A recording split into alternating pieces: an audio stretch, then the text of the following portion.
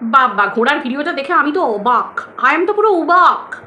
ঘোড়া আবার বলছে যে অম্বুবাচীতে কি করা দরকার, কি করা নয়, কোনটা শুভ নারীদের জীবনে, কোনটা অশুভ। অম্বুবাচীতে কোনো বিধবা মহিলা কি এই জন্য গেল না, ম্যান্ডির মা কি এই জন্য গাড়ি ঘরে আনার সময় গেল না, নাকি ম্যান্ডি ওকে নিয়ে যায়নি ওনাকে, মানে এই সমস্ত পাঠ পড়াতে বসেছে ঘোড়া। এই যদি বলছিলিস যে একটু সোয়াইপ করে ভিডিও, যেমন সোয়াইপ করে, একটু সোয়াইপ করে তোর নিজের জীবনের পিছন দিকটা একটু চলে যা। যখন ফ্ল্যাটকাণ্ড ঘটিয়েছিলিস হিন্দু শাস্ত্র মতে, তুই তোর স্বামী থাকা সত্ত্বেও ফ্ল্যাটে গিয়ে থেকে, মানে অ্যাকচুয়ালি ছিলিস ফ্ল্যাটে ভাগনার সাথে, তো সেই সময় থাকার পরে নিজের স্বামীকে ধোঁকা দিয়ে পরপুরুষের সাথে থাকা তো পরের কথা, স্বামীর নামে সিঁদুর পুরো তুলে হাতের শাখা নোয়া পলা খুলে দিয়ে বৈধব্যের জীবন ভোগ করছিলিস। তুই তো তোর স্বামী বেঁচে থাকাকালীন বৈধব্যের জীবন ভোগ করেছিস, মানে বৈধব্যের জীবন পাবলিককে দেখিয়েছিস। তো তোর মুখ থেকে শুভ অশুভ শুনতে হবে আমাদের? হাস্যকর। হিন্দু শাস্ত্র যারা বানিয়েছে তারা শুনলে মানে তাদের ওই তোমার কি বলে, মানে শ্মশানেও তো সমাধি থাকে, সেই সমাধিগুলো নড়ে নড়ে উঠবে, এরকম করে কেঁপে কেঁপে উঠবে। ভাই, কার মুখ থেকে আমরা শুভ অশুভর কথা শুনছি? তো চলো বন্ধুরা, ওয়েলকাম টু বিলিজ ব্লগ। আশা করি তোমরা সবাই খুব ভালো আছো, আমিও খুব ভালো আছি। ঘোড়া বলছে যে অম্বুবাচী চলাকালীন ম্যান্ডি কেন গাড়িটা ঘরে নিয়ে এলো।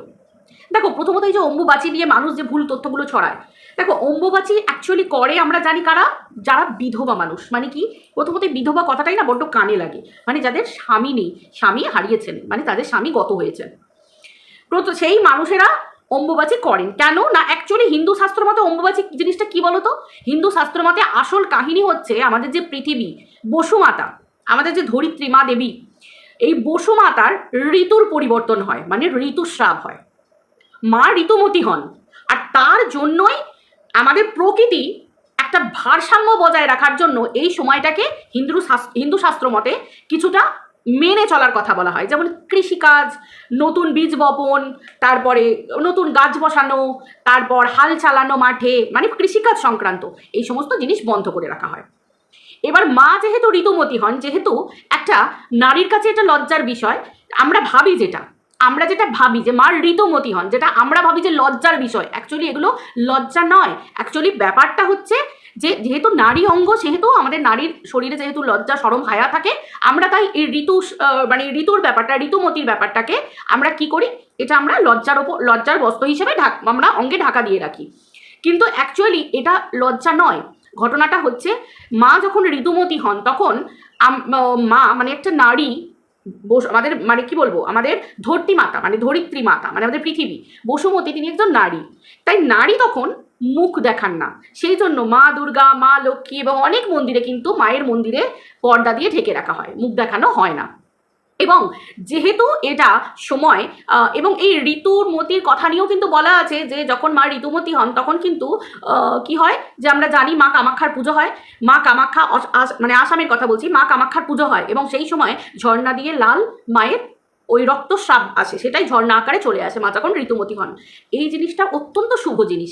এবং বৈধব্য জীবনটা আগেকার দিনে যে সময় নারীদেরকে কাটানো হতো, যে অন্য পুরুষের মুখ দেখানো যাবে না, মুখ ঢেকে রাখতে হবে, তারপরে বৈধব্য জীবন যখন তুমি ভোগ করছো, অন্য পুরুষের মুখ দেখা তো দূরের কথা, বিয়ে করা তো অনেক দূরের কথা, মুখ পর্যন্ত দেখা যাবে না, এবং সংযমী হয়ে থাকতে হবে। স্বামী চলে যাবার পর তাদেরকে নিরামিষ খেতে হবে, নিরামিষ আহার গ্রহণ করতে হবে, তারা মাছ খেতে পারবে না, মাংস খেতে পারবে না। কিন্তু সেই যুগের থেকে এখনকার যুগ অনেক এগিয়ে এসেছে। এখন স্বামী মারা গেলে মেয়েদের অল্প বয়স থাকলে, এবং অল্প বয়স কেন, যদি বয়স বেড়েও যায়, জীবনসঙ্গী মানে একাকিত্বের জন্য, জীবনসঙ্গীর জন্য, হাত শক্ত করে ধরার জন্য সেই মহিলাদের বিয়েও এখন হচ্ছে, তারা বিবাহিত জীবনও আবার নতুন করে পুনর্বিবাহ তাদের হচ্ছে। তো সেই জায়গায় দাঁড়িয়ে সেই পুরনো সময়ের কথায় ভিত্তি করে এখনো পর্যন্ত অনেক মহিলা যাদের স্বামী হারিয়েছেন, তারা ওই সংযমের সাথে দিনগুলো পালন করেন। সংযম মানে যেটা অ্যাকচুয়ালি সংযমটা পালন করেন ওই মুনি ঋষিরা, মানে যারা আর কি এই তীব্র কঠোর তপস্যা করেন এবং ধ্যানের মধ্যে থাকেন, এবং ব্রহ্মচর্য যাদের গ্রহণ করেছেন যে সমস্ত মানুষেরা, সেটা নারী পুরুষ ভেদে, তারা কঠোর সংযমী হন। আর সেই জন্য যাদের স্বামী হারিয়েছে এই জোরটা দেওয়া হয় বিধবা, যদিও বিধবা কথাটা বড্ড কানে লাগে, তাই তো। একটা স্ত্রী যখন স্বামী হারায় তাকে তখন বিধবা শুনতে হয়, কিন্তু একটা পুরুষ যখন স্ত্রী হারায় তখন কিন্তু কোনো ধবা কিছু শুনতে হয় না। এটাই হচ্ছে সমাজের নিয়ম। তো সংযমী জিনিসটা পালন করে, কঠোর সংযমী, মানে কি তাদেরকে নিরামিষ আহার খেতে হয়, রান্না করতে নেই, চুল বাঁধতে নেই, এই সমস্ত জিনিস আগে থেকে হয়ে আসছে। এখনও কিছু কিছু মানুষ এটাকে হিন্দু শাস্ত্রের কঠোর এবং কঠিন ভেবে এখনও কেউ কেউ সেই জিনিসগুলো মেনে চলেন। এছাড়া আলাদা করে যে সময় আমাদের কামাখ্যা মা, মায়ের এত বড় রূপ, মায়ের এত সুন্দর একটা রূপ যখন মানুষের কাছে আসে, এটা তো ভক্তির সমান, ভক্তির সমান। এবং ঋতুস্রাব চলাকালীন যেহেতু আমরা কোনো মন্দিরে ছুতে পারি না, মন্দিরে উঠতে পারি না, কেন? এটাও কিন্তু অনেক সময় এটা কিন্তু কোনো রকম কোনো অচ্ছুত নয়। অ্যাকচুয়ালি সেই সময় মেয়েদের মধ্যে একটা আলাদা শক্তি জাগ্রত হয়, নারী শক্তি জাগ্রত হয়, যে সময়টা মেয়েরা ঋতুমতী হয়। তো সেই সময় মেয়েদের মধ্যে একটা শক্তি জাগ্রত হয়। কোনো দেবতারাও সেই সময় কোনো নারীদের হাত থেকে পুজো নেন না, কারণ দেবতারা ভাবেন তারাও অভিশাপ করবেন। মানে আমাদের মেয়েদের মধ্যে তখন আলাদা একটা ঐশ্বরিক শক্তি চলে আসে, সেই জন্য দেবতারাও সেই নারীদের হাত থেকে পুজো নিতে চান না। অ্যাকচুয়ালি ঘটনা হচ্ছে এটা, আদারওয়াইজ এখানে কোনো ঘটনা নেই। তো সেই হিসেবে ম্যান্ডি গাড়ির অর্ডার অ্যাকচুয়ালি দিয়েছে। এই কথাগুলো আমি এত কথা কেন বললাম? এই যে যানবাহন ক্রয় করা, যানবাহন ঘরে ঢোকানো, এগুলো সবগুলোই হচ্ছে আমাদের মনের একটা ভুল, যেখানে মা নিজে এত বড় ঋতুর একটা পরিবর্তন হচ্ছে। এবং এই যে কৃষিকাজ, হেনাতানা, হাল চালানো, এগুলো কেন করা হয় না? এগুলো করা হয় না কারণ এই যে ঋতুমতী হচ্ছেন মা, তার জন্য পরিবেশের একটা ভারসাম্য বজায় রাখার জন্য। সেই হিসেবে হিন্দু শাস্ত্রে কৃষিকাজ বন্ধ থাকে, এই থাকে, এগুলো মাকে সম্মান জানানো হয়। পৃথিবীর এই পরিবর্তনটাকে সম্মান জানিয়ে ভারসাম্য বজায় রাখার জন্য এই কাজগুলো করা হয়। আদারওয়াইজ মানুষ এখন জীবনে অনেকটা এগিয়ে গেছে। ভক্তি শ্রদ্ধা মানুষের জীবনে এগুলো, আর কিছু কিছু অন্ধবিশ্বাস, সেগুলো আলাদা জিনিস। কিছু কিছু অন্ধবিশ্বাস না, দেখো, অন্ধবিশ্বাস বাদ দিয়েও মানুষ যদি ভক্তি শ্রদ্ধা নিয়ে চলে জীবনে, সেই ভক্তির জায়গায় আঘাত করা আমার কেন কারোরই কোনো দুঃসাহস থাকার কথা নয়, মানে উচিত নয়। কিন্তু এই যে ব্যাপার যে নতুন গাড়ি কেন ঢোকালো, নতুন গাড়ি কেন ম্যান্ডি ঢোকালো? ভাই ম্যান্ডি তো গাড়িটা কিনেছে অনেক দিন আগে, টাকা পয়সা দিয়ে এসেছে, তার পেমেন্ট হয়ে গেছে, ডাউন পেমেন্ট হয়ে গেছে, সব কিছু হয়ে গেছে, সে গাড়িটা নিয়ে এসেছে। তো তার মতে মনে হয়েছে যে হ্যাঁ, মায়ের এই এত বড় কামাখ্যা মায়ের এই পুজোতে মানুষ দেশ বিদেশ থেকে ছুটে যায়, সারা পৃথিবীর মানুষ মায়ের একটু মায়ের কাছে, মায়ের চরণে নিজের মাথাটা ঠেকাবে বলে, মায়ের মন্দিরে নিজের মানে দেওয়ালে দূর পর্যন্ত মায়ের ওই অসমের স্থানেই মায়ের মানে নিজের মাথাটা মায়ের চরণ মনে করে ঠেকাবে বলে দূর দূর থেকে মানুষ যায়। আর এই সময়টাকে এত সুন্দরভাবে পালন করে অনেক মানুষজন, নিজের বিশ্বাস বজায় রেখে, নিজের ধর্ম, নিজের বিশ্বাস বজায় রেখে। তো সেই সময় একটা গাড়ি বাড়িতে আনা, আমার তো মনে হয় মন সাচ্চা তো সব কিছু সাচ্চা। তো ঘরে এলো, এইবার ওই সময়টায় কোনো হোম যজ্ঞ পুজো পাঠ করতে মানা করা হয়। কেন? যেহেতু আমাদের ধরিত্রী মাতাই ওই সময় ঋতুমতী, আমাদের বসুমাতাই ঋতুমতী।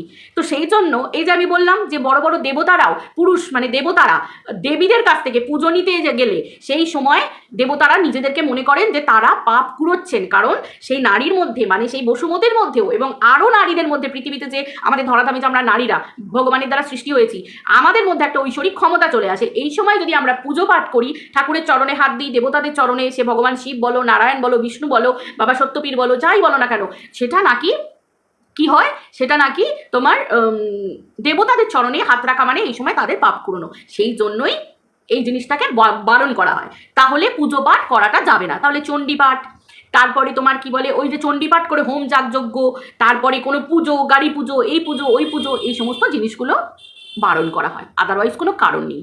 তাহলে আজকের দিনে দাঁড়িয়ে অম্বুবাচিতে গাড়ি কেনাটাকে তুই যে মানে একটা অশুভ বলে ইঙ্গিত করলি, তার জন্য তোকে তো আগে জানতে হবে যে অ্যাকচুয়ালি অম্বুবাচিটা কী। এবং অম্বুবাচিটা তুই জানিস যখন, যে বিধবাদের সাথে তুলনা করলি ম্যান্ডির মাকে, যে তার স্বামী চলে গেছে বলে, আবার তুই নিজেই সেটা বললি যে পাবলিকের কাছে পেঁদানি খেতে পারি, সেই জন্য তুই বলে দিলি যে মায়েদের বিধবা। মানে প্রথমত তুই কীরকম মহিলা দেখ, তোকে মানুষ কেন জীবজন্তুর সাথে, জীবজন্তু কি নরকের কীটের সাথে তুলনা করে বলতো? এই কারণে তুই প্যাদানির ভয়ে পরে এক্সপ্লেন করলি, কিন্তু তোর মুখ থেকে বেরিয়ে গেল তোর আসল যেটা সামনে, তোর মুখোশ পরা মুখটা যেটা তোর, বুঝলি তো? মানে তোর যে রাক্ষস ভিতরে তোর আছে, সেটার প্রমাণটা তুই নিজে দিয়ে দিলি যে বিধবা তো সেই জন্য বোধহয় আনতে গেল না, তাই বুঝি? বিধবা বলে আনতে গেল না, তাই তো? মানে চিন্তা করো এর কতটা নোংরা মনোভাব, চিন্তা করো। মানে ম্যান্ডির বাবা গত হয়েছে, মা তার স্বামী হারিয়েছেন, ম্যান্ডির মা তার স্বামী হারিয়েছেন, সেই জন্য নাকি বিধবা মানুষ বলে নাকি তিনি সামনে আসবেন না। চিন্তা করো, আগে কিন্তু এই কথাটা বলে দিল। মানে কোনো মানুষ আজকে যদি কোনো মানুষ জীবনসঙ্গী হারায়, তাহলে সেই জীবনসঙ্গী হারানোর জন্য সে কি পুরো সেই দায়টা কি তার জন্য মানে তার ঘাড়ে চলে যায়? মানে তিনি কি পয়া কুপয়া অপয়া মানে এইগুলো বিচার করছে? মানে চিন্তা করো আমাদের হিন্দু সমাজে দাঁড়িয়ে কীরকমভাবে এই জিনিসগুলো বিচার করছে। তাহলে সেরকমই যদি হয়, তাই যদি হয়ে থাকে, তাহলে তুই চিন্তা কর, তুই যেই যে বললি যে বিধবা বলে এই জন্য আসে না, তাহলে যে নারীদের কোলে সন্তান আসে না, যে নারীদের কোলে সন্তান আসে না, আজকে যারা সেই নারীদেরকে বন্ধা বলে কোনো শুভ কাজে যুক্ত করে না, আজকের দিনে আমাদের মতো নারীদের সেগুলোর বিরুদ্ধে প্রোটেস্ট করা দরকার, প্রোটেস্ট করা দরকার। এই ধরনের চিন্তা ভাবনায় যে নারীদের কোলে সন্তান আসে না, সেটা একটা শারীরবৃত্তীয় প্রক্রিয়া, শরীরের লক্ষণ, তার জন্য একটা মেয়ে কখনো কুপয়া অপয়া হয়ে যেতে পারে না।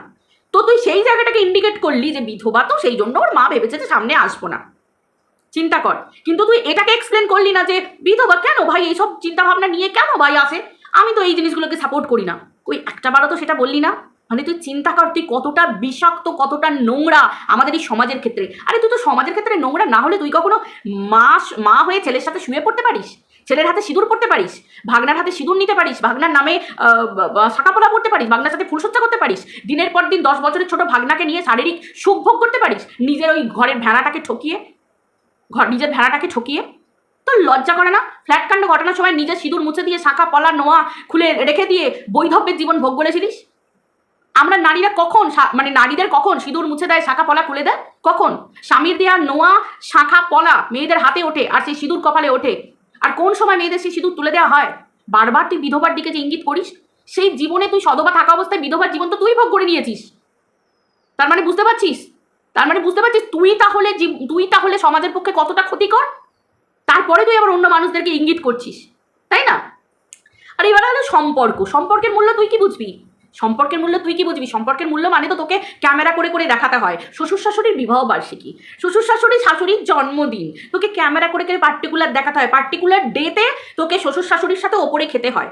কিন্তু এক ছেলের বউ হওয়া সত্ত্বেও তোর ক্ষমতা নেই সেই মানুষগুলোকে রান্না করে এক হাঁড়িতে 4 জন মিলেমিশে খাবার তোর ক্ষমতা নেই। অথচ তুই কিন্তু তাদের পরিবারে কিন্তু কোনো সন্তান দিতে পারিসনি। আমি সেই সমস্ত নারীদেরকে নিয়ে কোনো কথাই বলতে চাই না যে সমস্ত নারীরা মা হতে পারেনি, তাদের থেকে তুই ক্রোশ দূরে আলাদা। কারণ তোর সন্তান না থাকা সত্ত্বেও তুই অন্যের সন্তানের মৃত্যু কামনা করেছিস। তুই ডাইনি, তুই কতটা জলজান্ত ডাইনি মানুষরূপী সেটা তুই নিজে প্রমাণ করে দিয়েছিস। একটা না, দিনের পর দিন বাচ্চাদের ডিএনএ টেস্ট করার কথা বলেছিস, সন্তানের জন্ম পরিচয় নিয়ে প্রশ্ন তুলেছিস, সুপ্রিম লেভেলের কেসের মালা গলায় পরে তুই ঘুরছিস। বুঝতে পেরেছিস? তোর মুখ থেকে শুভর কথা শুনতে হবে। আজকের দিনে দাঁড়িয়ে সম্পর্কের মর্ম তুই বোঝাবি। একটা মেয়ে বিয়ের পরে প্রত্যেক তার মায়েরাই চায় যে সে বাপের বাড়িকে কম, সে শ্বশুর বাড়ির মানুষগুলোকে কাছে টেনে নিক।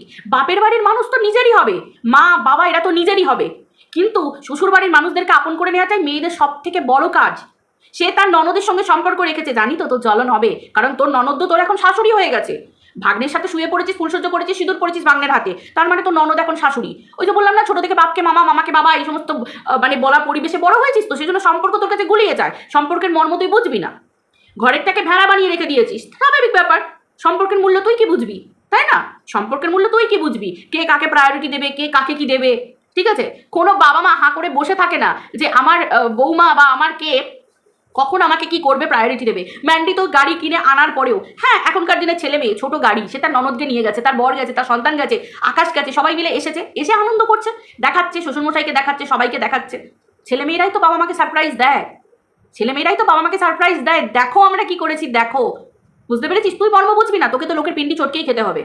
বুঝতে পেরেছিস? তোকে লাথি মেরেছে, তোকে ঝ্যাঁটা মেরেছে, তোকে জুতো মেরেছে, তোর আসল অকাত তোকে বুঝিয়ে দিয়েছে। তুই বিষাক্ত কালসাপ, তারপরেও তাদেরকে বিক্রি করেই তোকে খেতে হচ্ছে। তোর কোনো যোগ্যতা আছে যে যার কাছ থেকে ঝাঁটা খেয়েছিস তাকে বাদ দিয়ে তোর নিজের কিছু বলার? তোর কোনো যোগ্যতা নেই, তুই আবার অন্য কন্ট্রোভার্সি ক্রিয়েটারদের যোগ্যতা বিচার করিস, আবার নিজেকে ভাবিস। বুঝতে পেরেছিস? তুইও তো ম্যান্ডি থেকে কোনো কিছু কম যাস না, ম্যান্ডিকে দেখেই তো তুই মনে হয় শিখেছিস তাহলে যে গায়ের চামড়া বিক্রি করে, চরিত্র বিক্রি করে তবেই টাকা ইনকাম করা যায়। এই তো তুই বলছিস না যে কীভাবে টাকা ইনকাম করেছে সবাই জানে। হ্যাঁ, আমরাও তো দেখছি। ভাগ্নের সাথে শুয়ে পড়ার পরে মুখে সবার সামনে খুলে যাবার পরেও তোকে সোশ্যাল মিডিয়ায় এসে দিনের পর দিন মুখ দেখাতেই হচ্ছে, ভিডিও করতেই হচ্ছে। খাবি কি? ঘন্টার পর ঘন্টা দাঁড়িয়ে থেকে তো জল গরম করারও টাকাটা রোজগার করে আনতে পারে না, তোকে আবার অন্য পুরুষদের ক্ষমতা সম্পর্কে বলতে হয়। কেন রে? ঘন্টার পর ঘন্টা দাঁড়িয়ে থাকে, তারপর স্ক্রুটি চালাবারও ক্ষমতা নেই না? এখনো পর্যন্ত একটা পুরুষ মানুষ আজকালকার দিনে স্ক্রুটি চালাতে পারে না, বাইক চালাতে পারে না তোর ভেড়াটা। ওই জন্যই তো আমরা ভেড়া বলে ডাকি। 4 হুইলারটা তো অনেক পরের কথা। 4 হুইলার সাধারণ মানুষের সামর্থ্যের বাইরে থাকে। 4 হুইলার সবাই শিখে বসে থাকে না, কিন্তু তোর ঘরের ভেড়াটাই তো স্কুটি চালাতে পারে না, বাইক চালাতে পারে না। চিন্তা কর, এত বছর ধরে ভেড়া পুষছিস, একটা বাইকও চালাতে শেখাতে পারলি না, স্কুটি চালাতেও শেখাতে পারলি না, কিন্তু পরের নিয়ে তোকে খোঁটা দিতে হবে যে ম্যান্ডির বর এখনো 4 হুইলার চালানো শেখেনি। ভাবতে পারছিস? তো চিন্তা কর ভাই, আমি তো তখনই কাউকে নিয়ে বলবো যখন সেটা আমার ঘরের লোক জানে না, তারপরে আমি পরের নিয়ে বলতে বসবো। ভাই আমাকে তো ভাবতে হবে যে আমাকেও তখন মানুষজন বলবে যে এ বাবা তোমার ঘরেরটার কি অবস্থা, তুমি আবার বাইরের লোকের নিয়ে তুলনা করছো। কুচবি আসলে এর জ্বলন হচ্ছে, বুঝলে তো। ম্যান্ডি সব কিছু ব্যালেন্স করে চলছে, ওর ওই যে ননদের সাথে এত ভালোবাসা, স্বাভাবিক। নিজের ননদ, নিজের শ্বশুর, নিজের শাশুড়ি। ভাই তুই তো বাইরের বিষাক্ত কালসাপ, তুই তো গেছিলিস তোর নিজের চ্যানেল গ্রো করার জন্য, তুই গেছিলিস ম্যান্ডি স্যান্ডির মুখ দেখিয়ে নিজের চ্যানেল গ্রো করার জন্য, তুই গেছিলিস নিজেকে সবার সামনে মাঝে রাখার জন্য। স্বাভাবিক, আকাশ পাপড়ি তার নিজের ভাইপো ভাইজি, নিজের ভাইপো ভাইয়ের বউ, স্বাভাবিক। ওরা তো ম্যান্ডির কাছে আগে পাত্তা পাবে। সে আকাশ পাপড়ি ম্যান্ডির কাছে 1000 বার কেন 1,00,000 বার আসবে। ভাই তার সাথে তার রক্তের সম্পর্ক, আর তুই তো বাইরের লোক, বা আরো 5 জন যারা বলে তারা তো বাইরের লোক। ম্যান্ডির চ্যানেলে যদি আকাশ পাপড়িকে দেখা যায় এবং তারা যদি পিসি বলে যদি চ্যানেল খোলে, তো সেটা তো খারাপ কিছু নয়, সেটা তো তার নিজের লোক, তারা এমনিতেই তো তারা রক্তের সাথে জড়িত। এই জায়গা তো আমি অন্তত কোনো ভুল দেখি না। মানুষ বিচার করবে যে তাদেরকে কতটা দেখবে, তারা কতটা গ্রহণযোগ্যতা পাবে, সেটা আলাদা ব্যাপার। বাট আমি এই রক্তের সম্পর্কের জায়গায় আমি মনে করি না যে এটা যে কোনো বাইরের কোনো। হ্যাঁ, ঘোড়াও তো গেছিল রক্তের সম্পর্ক না হয়ে বাইরে গেছিল ওই যে ছায়ের গাদা থেকে উঠে আসা ভালোবাসা প্রমাণ করতে। ওই দেখলাম তো আবার ছায়ের গাদাতেই গিয়ে ঢুকে বসলো। মানে বুঝতে পারছো, মানে যে নিজে নোংরামো করেছে, হিন্দু শাস্ত্রের কলঙ্ক, হিন্দু ধর্মের কলঙ্ক, ঘরে স্বামী থাকা সত্ত্বেও। আরে যে তুই নিজের বাম্মায়ের সঙ্গে অন্যের বাম্মায়ের তুলনা করছিস না, আরে তোর বাম্মা তো ভেড়ার হাতে তোকে তুলে দেবার পরেও গাধা, মানে তোর ভাগনার সাথে আবার নতুন করে বিয়েকে সাপোর্ট করেছে, বুঝতে পেরেছিস? মানে ভেড়াকে ভেড়া বানিয়ে রেখে গাধার সাথে আবার নতুন করে সম্পর্ক স্থাপন করেছে। মানে ননদের ছেলের সাথে শুয়ে পড়ছিস, সেটা তোর বাবা মা সাপোর্ট করছে, তোর বৈধব্য জীবনটাকেও তোর বাবা মা সাপোর্ট করেছে। তোর বাপ যেত না? অন্যের চরিত্র নিয়ে কথা বলিস, অন্যের নিয়ে বলিস যে কার বউ কি করে কি রোজগার করছে, কার মা কি করে কি সন্তানের জন্ম দিয়েছে। আসলে তুই ছোট থেকে দেখে অভ্যস্ত না, স্বাভাবিক ব্যাপার, সেইগুলো তো তোর মনে আসবেই, কারণ যে যেমনি দুনিয়া চেনে তেমনি তোর তো অত দূরই দৌড় হবে, তাই না বন্ধুরা বলো? খুব স্বাভাবিক ব্যাপার। এই যে যাকে ঢঙ্গি মাসি বলছে, ম্যান্ডির মাকে, এই ঢঙ্গি মাসিকে নিয়ে ওকেও ঢং করতে হয়েছে। এই ঢঙ্গি মাসিকে, ঢঙ্গি মাসি আমি ওর কথা অনুযায়ী বলছি, তাকে ঢঙ্গি মাসি বলছে, মানে ম্যান্ডির মাকে, আমাদের পানি কাকিমাকে। এই পানি কাকিমাকে নিয়েও ওকে ঢং করতে হয়েছে, ওর ব্লগ চ্যানেলে দিতে হয়েছে। মানে পানি কাকিমার মুখটাও ওর কাছে একটা সময় ইম্পর্টেন্ট ছিল, ম্যান্ডির মা, তার জন্য ও ভিউজ ইনকাম করেছে, আজকে তাকেই ঢঙ্গি মাসি বলছে। এটাই হয় তোর কাছে। আসলে কি, আঙুর ফল সবসময় তোর কাছে টকই হয়, আসলে তোর জীবনটাই তো টোকো, ভগবান তোকে টোকো জীবনই দান করেছে, বুঝতে পেরেছিস? তো তোর এই টোকো জীবন তোর কাছে মুবারক, বুঝেছিস তো? সম্পর্কের মা মাসি এক করে দিয়েছে, বরের মা বাবা শ্বশুর শাশুড়ি, আবার ভাগ্নের মা বাবা শ্বশুর শাশুড়ি, চল ফট, সম্পর্কে দোহাই দিচ্ছে। চলো বন্ধুরা, ভিডিওটি পর্যন্ত রাখছি, সবাই ভালো থেকো, টাটা, বাই।